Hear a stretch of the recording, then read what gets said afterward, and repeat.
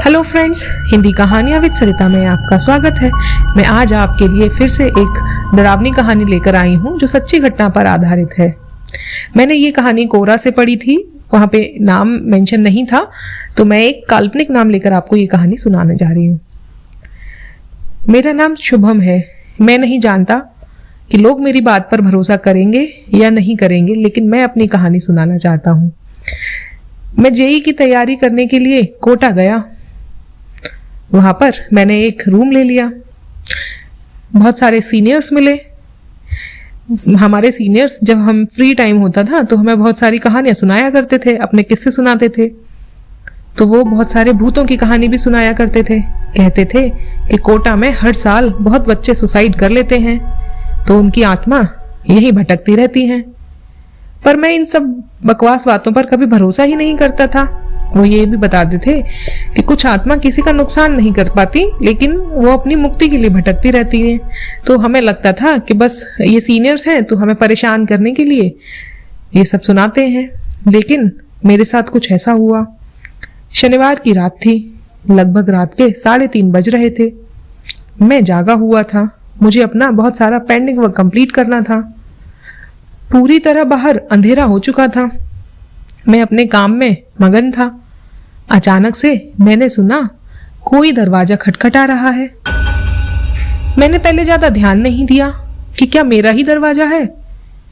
फिर मैं अपने काम में लग गया। मैंने दरवाजा खुला ही नहीं ना देखा। 2-3 मिनट हुए ही होंगे, दरवाजा फिर से खटखटाया किसी ने। 3 बार खटखटाया। 3 बार मुझे खट खट खट की आवाज आई। मैं एकदम डर गया। रात को इतने लेट कौन खटखटा रहा है? तो मुझे लगा शायद कोई प्रैंक कर रहा होगा। अगली बार देखूंगा अगर कोई खटखटाता है तो। मैं अब फिर से अपने काम में लग गया। फिर 2-3 मिनट गुजरे कि फिर से किसी ने दरवाजा खटखटाया। इस बार क्या हुआ, जैसे ही दरवाजा 2 बार खटखटाया किसी ने, मैंने तीसरे पे दरवाजा खोल दिया। मैंने देखा वहां तो कोई नहीं था। मैंने सोचा किसी ने प्रैंक किया होगा। मैंने दरवाजा बंद कर लिया। दोबारा 2-3 मिनट के बाद किसी ने दरवाजा खटखटाया। तीसरी बार फिर मैंने दरवाजा खोला, लेकिन वहां कोई नहीं था। इस बार मैं बहुत डर गया। मैंने सोचा पता नहीं मेरे साथ क्या हो रहा है। फिर मैंने देखा इधर उधर कि शायद सीनियर्स तो नहीं डरा रहे, लेकिन मैंने देखा सब सो रहे हैं, सबकी रूम्स की लाइट ऑफ है। फिर भी मैंने अपने मन को समझाया। मैंने गहरी सांस ली और देखने लगा कोई जागा तो नहीं है। थोड़ा और आगे निकल गया, कौन मेरे दरवाजे को बार बार खटखटा रहा है। फिर मैंने अपने पीजी के मेन गेट पर किसी के पैरों की आवाज सुनी। मैं जल्दी से मेन गेट की तरफ दौड़ा तो देखूं कौन है, कौन मेरे साथ ये बेहुदा मजाक कर रहा है। लेकिन मैं एकदम चौंक गया, वहां कोई नहीं था।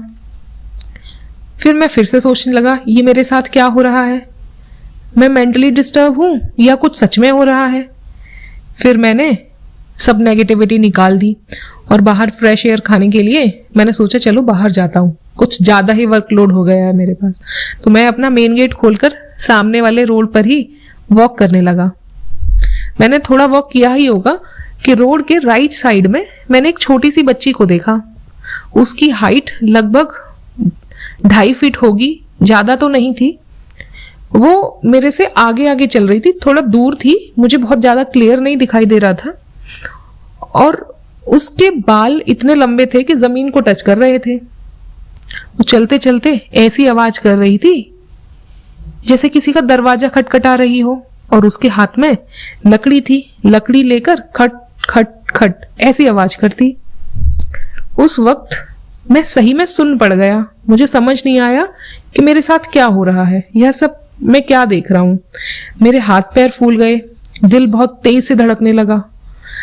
मैं एक तरीके से शॉक में चला गया, अपनी जगह से हिल भी नहीं पा रहा था। अचानक से मैंने देखा कि वो बच्ची बस कूदी, फिर नीचे आ गई। जैसे छोटे बच्चे कूदते हैं वैसे कूद कूद कर चलने लगी। फिर भी मैं वहीं खड़ा रहा, समझ तो कुछ आ नहीं रहा था। फिर मैंने देखा इस बार कूदी तो गायब हो गई। अब तो मैं बिल्कुल दंग रह गया। मेरी सांसें रुकने ही वाली थी। मैं ही जानता हूँ मेरे साथ क्या हो रहा था।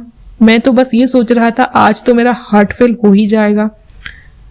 मैं जल्दी से ये सोच रहा था मैं अपने रूम में कैसे वापस जाऊं, लेकिन मेरे पैर नहीं चल रहे, कदम एकदम वहीं रुक गए। कैसे कैसे करके मैं ही जानता हूं कि मैं वापस अपने रूम में पहुंचा और मैं बेड पर गिर गया, जैसे कि मैं बेहोश हो गया हूं। फिर मेरी आंख लग गई। जब मेरी आंख खुली तो मैंने देखा सुबह के 10 बज रहे हैं। फिर मैंने जल्दी से, वक्त वेस्ट नहीं किया, टाइम, जल्दी से मैंने अपनी मम्मी को फोन लगाया। मैंने मम्मी को कॉल करके रात की सारी बात बताई, लेकिन मेरी मम्मी बोलती है, बेटा तूने कोई सपना देखा होगा, परेशान मत हो। मुझे लग रहा था जैसे मम्मी बस मेरा मन शांत करने के लिए बोल रही हो। मेरी मम्मी बोली, तू कल से जल्दी सोया कर, ज्यादा पड़ता है तो दिमाग में चल रहा होगा। मैंने मम्मी को बहुत समझाने की कोशिश की, लेकिन मम्मी मेरी बात समझ ही नहीं रही थी। फिर मैं क्लास में गया। मैंने बहुत लोगों को यह सब बताया, पर किसी ने मेरी बात पर भरोसा ही नहीं किया। कुछ बोले मन का भ्रम होगा, कुछ बोले सपना होगा, लेकिन कोई भरोसा करो या मत करो, मेरे साथ तो ऐसा हुआ था। कोटा में ये सब बहुत लोगों के साथ हुआ है, तो बेहतर है कि देर रात से अपने दरवाजे को बंद कर लें, बाहर ना निकलें और भगवान का थोड़ा सा नाम लें, पूजा करें, अपने रूम में दिया जरूर जलाएं। कहते हैं दिया जलाते हैं तो नेगेटिव वाइब्स नहीं आती हैं। तो ये मेरे साथ सच में घटी थी और मैं उस वक्त को सोच के अभी भी घबरा जाता हूँ। मैंने अगले ही महीने उस पीजी को छोड़ के, उस रूम को छोड़ के मैं दूसरी जगह शिफ्ट हो गया। फिर मेरे साथ ऐसी घटना नहीं हुई, लेकिन मैं उसको आज तक नहीं भूल पाया हूँ और मैं अब नहीं रिस्क लेता, बाहर भी नहीं निकलता रात को। तो ये मेरे साथ घटी सच्ची घटना थी। Thank you. अगर आप ऐसी कहानी और भी सुनना चाहते हैं तो चैनल को सब्सक्राइब करना ना भूलें और कहानी को शेयर करें। Thank you.